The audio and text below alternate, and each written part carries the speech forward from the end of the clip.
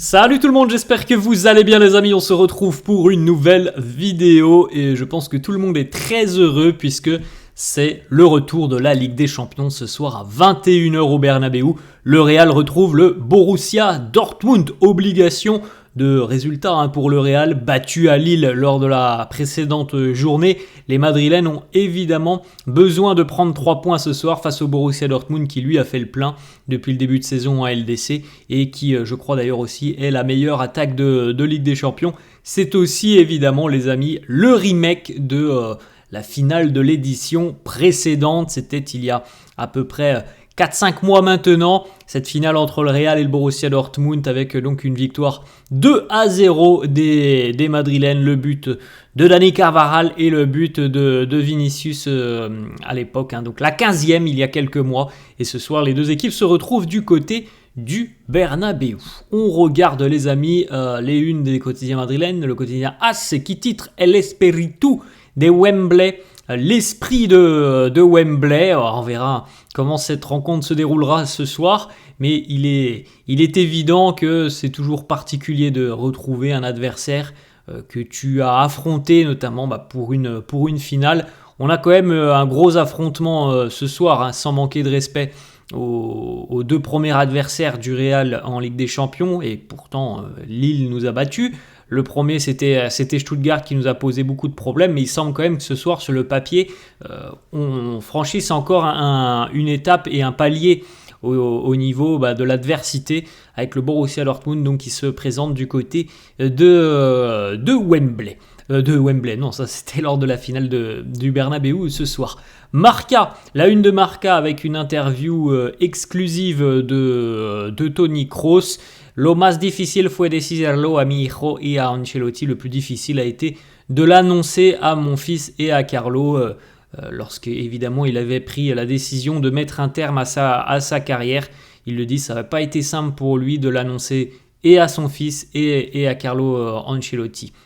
El campeón a poner orden ante el Madrid. Voilà, le champion veut mettre de l'ordre en affrontant donc le Borussia Dortmund. On l'a dit les amis, mais la défaite à Lille, c'est quand même un gros point noir pour le Real, et il n'y a pas trop le droit à l'erreur ce soir face au Borussia Dortmund. Un mauvais résultat, ça pourrait évidemment compromettre un petit peu les chances du Real d'une qualification direct en 8e de finale de Ligue des Champions. Donc il faut évidemment, si possible, s'imposer ce soir. Antonio Rüdiger va retrouver son club formateur ce soir, puisque normalement Rüdiger sera titulaire. Et puis pour Jude, Jude lui va retrouver son ancien club du Borussia Dortmund où il était encore il y a 2 ans. Les joueurs de Dortmund sont arrivés hier du côté du Bernabeu.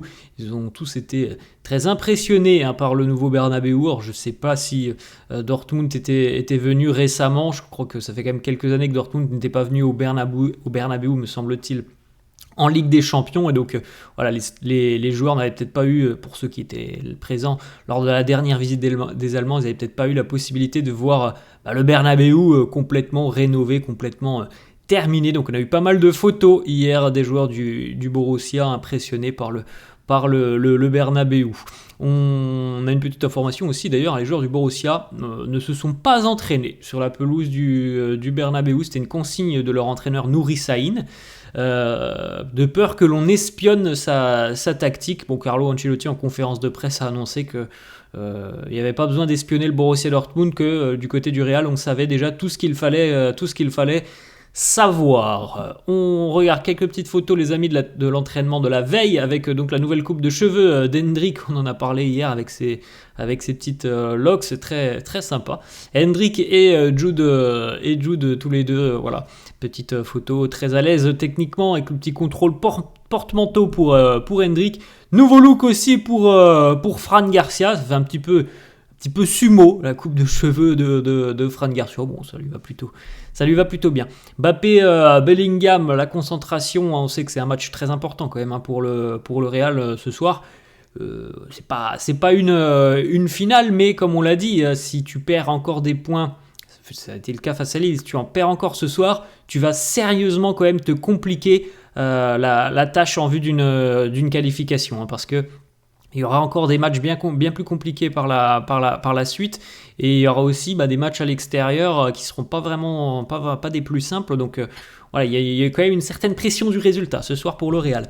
David Alaba, entraînement hier, hein, toujours individuel pour David. De toute façon, dès qu'on aura les informations qu'il sera de retour à l'entraînement collectif, évidemment les amis, hein, on en parlera, mais en tout cas on le voit tous les jours à l'entraînement individuel. Là on voit avec les poids de muscu, donc le retour se précise pour l'international autrichien, et je crois que là on a le genou qui a été opéré, parce qu'on voit de belles cicatrices, hein, sur son genou gauche. On avait hier aussi la présence de Dani Carvajal à l'entraînement. Évidemment les amis, il ne s'est pas entraîné. Une grosse attelle pour Dani Carvajal, les béquilles. Il était présent, voilà, pour soutenir un peu ses coéquipiers. Il est passé voir tout le monde en salle de muscu. Il est passé aussi sur le banc de touche aux côtés de Carlo. C'est une belle image, ça, pour regarder un petit peu l'entraînement de ses coéquipiers. Puis lui aussi, évidemment, hein, il était là aussi pour son processus de récupération. Mais voilà, il est passé dire bonjour. Tout le monde est passé venir lui dire bonjour. C'était de belles images, de longs sourires hier entre les joueurs et Dani Carvajal. La bonne nouvelle de la séance d'entraînement de la veille, vous pouvez constater, il était de retour à l'entraînement hier. Brahim Diaz, comme annoncé les amis déjà depuis quelques jours. Le retour est imminent pour le Marocain. Brahim Diaz, donc de retour à l'entraînement. On va mieux le voir sur cette photo. Après, petite information, on regarde déjà le groupe du Real concocté par Carlo Ancelotti. Brahim n'est pas inclus dans le groupe, donc on peut raisonnablement penser, les amis, qu'il sera disponible samedi pour affronter le Barça lors du Classico. Peut-être trop juste pour ce soir, puisqu'il vient de reprendre l'entraînement hier, donc c'est peut-être un peu juste d'être dans le groupe ce soir, mais en revanche, il y a certainement de grandes chances quand même qu'il soit disponible pour affronter le Barça ce week-end. Sinon, en ce qui concerne les absences, hein, traditionnelles, Alaba, Brahim, donc certainement les derniers jours pour Brahim à l'infirmerie, et Dani Carvajal. Sinon, le groupe est au complet. La composition du quotidien AS pour affronter le Borussia Dortmund ce soir. On retrouve Courtois dans les buts, Militao et Rudiger en charnière, Lucas Vazquez à droite, le retour de Ferland Mendy à gauche, le milieu de terrain, Bellingham, Camavinga, Valverde en attaque, Vini, Mbappé, Rodrigo ou Modric. On regarde aussi la compo du Borussia Dortmund. On rappelle l'entraîneur Nouri Sahin, Grigor Kobel dans les buts, Schlotterbeck, Anton en charnière, Ben Sebaini à gauche, Ryerson à droite, Emre Can, Nmecha, Brandt au milieu de terrain, Sabitzer, Gittens et Guirassy offensivement.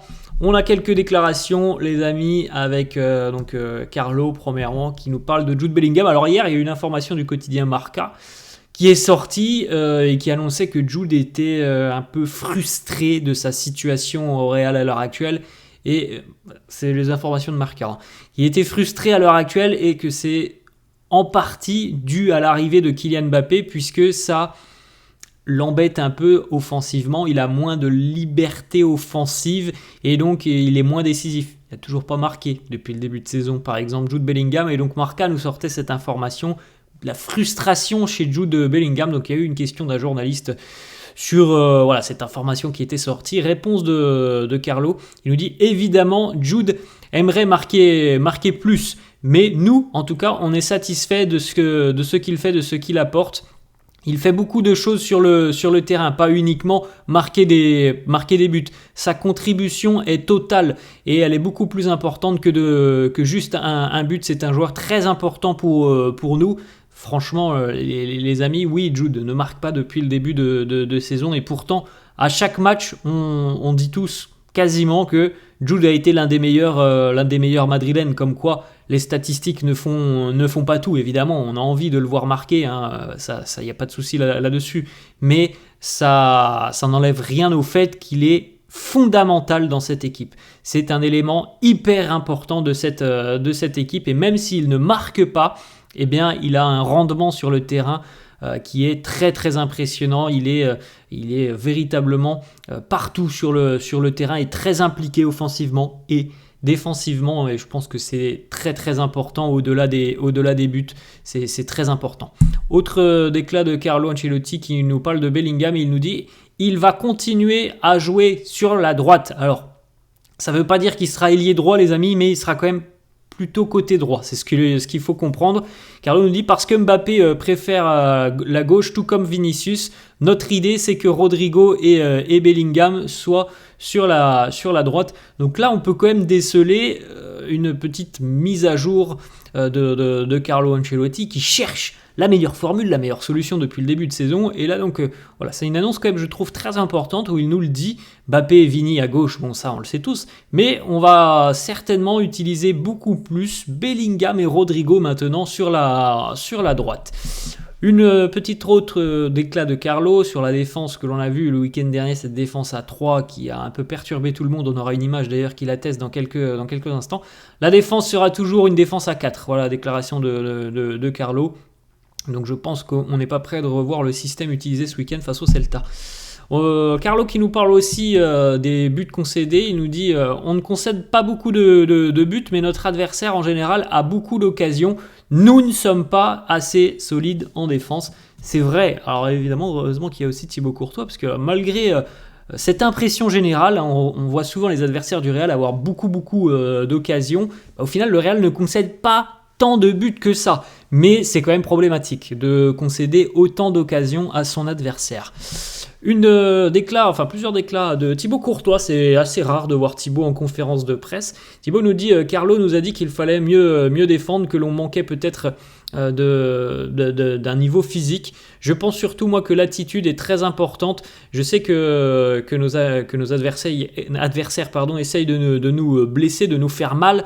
Nous avons besoin d'être solides, d'être unis, de jouer ensemble. Peut-être que on ne fait pas toujours les choses très très bien comme ce fut le cas face au Celta.